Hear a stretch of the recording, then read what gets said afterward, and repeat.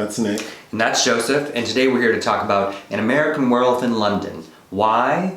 Because Arrow Video is re-releasing it on Blu-ray, a special limited edition.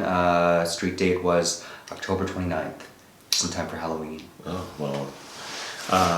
So I have seen this movie before. Yes. I didn't remember it. And I've seen it many times. I did remember that I thought it was a good film. I did not remember that it had a comedic yes. slant to it. So that was a nice surprise, thanks to my shitty memory. Mm-hmm. I would go so far as to say this film is one of the seminal werewolf films. Yeah, I mean, I can't think of another werewolf film besides this one, except the one with Benicio del Toro. Right? Is he in one? Yes. Yeah. Well, there's the old Lon Chaney Jr. ones, blah, blah, blah. Anyway, 1981, so we kind of had a 1981 week because we revisited this, saw Looker, and The Fan, which was also 1981, and also featured Griffin Dunne, who's the star in this. But in 1981, there were 3 werewolf movies. There was this, The Howling, Joe Dante's, which is also, I'd say that's a classic, and Wolfen with Albert Finney, which I wouldn't call a classic. This movie is about 2 young American guys who are in the UK for like a trip. Yeah, like backpacking. And so it starts out pretty creepy. They're in like the countryside, and it's getting kind of dark and cold, and they walk into a pub that has an interesting... The Slaughtered Lamb. The Slaughtered Lamb, and they are not greeted with a warm welcome. No, in fact, there's a pentagram on the wall, and there's no food. They're ousted out of the pub, and but it's made very clear that like there's something out there. Yeah, played by David Naughton and Griffin Dunne, by the way. Those are the stars? Yes. Okay, great. Anyway, they have kind of an awkward altercation with the locals, and they're told they are not welcome. And then there's some weirdness because the woman that works there is like, you can't just let them go. Right, it's obvious that letting them go is probably going to be disastrous. So they leave, and they're being stalked by some sort of canine. Yeah. And then they're both attacked by a werewolf. Yeah, Griffin Dunne's killed, and David Naughton's bit and saved by the locals who kill the werewolf. So the film is basically the one, what's his name? Who's the one who... David Naughton. I'm not going to remember that. Anyway, he is transforming into a werewolf. So when the first full moon comes, he transforms and wreaks havoc. So the film is kind of dealing with that.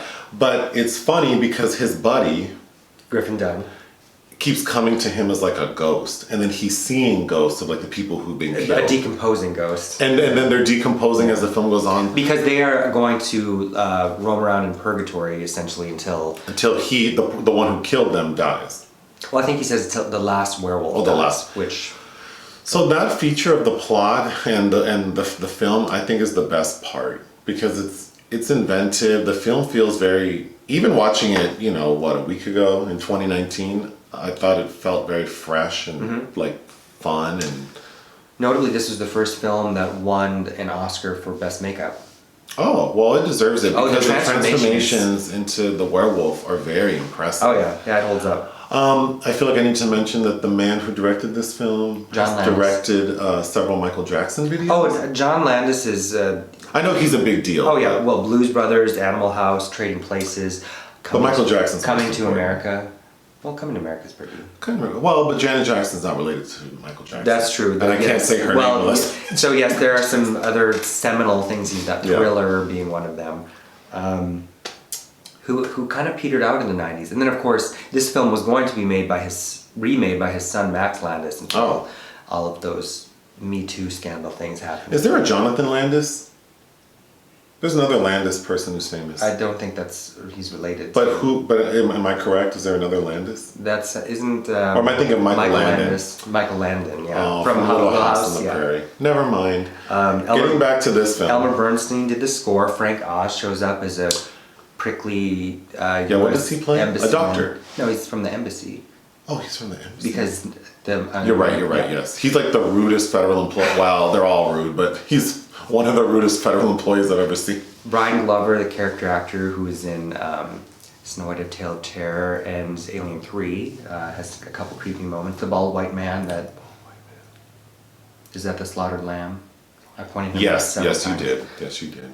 And interestingly, David Naughton had a disco hit, which Making it. which has been featured in several films. A testament to how this film was received. This I kind of received mixed reviews. Now it's a cult favorite, but like David Naughton didn't really go on to become a major star. Griffin Dunne, of course, is the son of Dominic Dunne, and then his sister Dominique Dunne was murdered. She a gymnast? Oh. No, she's. I'm thinking of Dominique Dawes. She was the older. She was in Poltergeist as the teenage daughter. She was Okay. Don't know about that. Very, very famous. Very and Dominic famous. Dunne, you know, covered OJ and wrote the two Mrs. Grenvilles, and Oh. the Dunnes are a big deal. Dominic Dunne even went on to direct many of his own films, like Practical Magic. He did a Joan Didion documentary 2 years ago. Okay. Anyway, American Werewolf. Oh, and Ginny Gator. I love the female lead. Okay. I mean, she, to me, She's cute. as a child, like watching Logan's Run and other things that I was much too young to watch at the time, like Equus and Walkabout. Like she's an important figure in 1970s cinema. This film is an example of a piece that I think as a whole works very well. I don't think anyone in it is like spectacular. I think there's a nice emotional component to it, the friendship that they have. It's definitely more substantial than your average like for sure. horror film. So I agree with that part, but I think it's just a really well thought out film, a well done film with, you know, this is an example of like a writer who had an idea like and executed it well. So overall, I think this is a good movie. Also, the young man, the lead, is naked in this film quite a bit. Yes, he is. So good for him.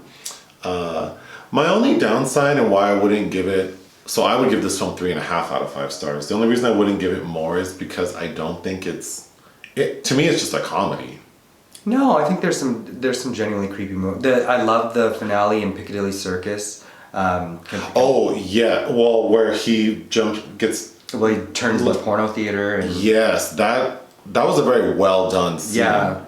And it looks great. Like even watching it now, I thought it looked really, really. Well, and where she tries to go, you know, save. Yeah, him. and then when he gets shot and killed, and she's crying, but that's not horrific. I don't think. I mean, I would say it's like it's more dramatic than horrific. Yeah. So, you know, to watch like on Halloween, which is what we did. No. No? A couple days before. Oh, okay. I don't think it really served the purpose of being anything that would scare any. The kind of person to be scared with that is the kind of person who says, I'm afraid of clowns or something. Sure, and there are all those people. But, yeah. And you never saw the sequel, which was made in 1997, An American Werewolf in Paris. Oh. Which... Is it good?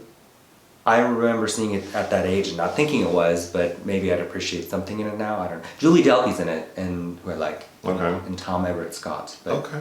So what would you give this film? This is a 4 out of 5. I love this film. Excellent.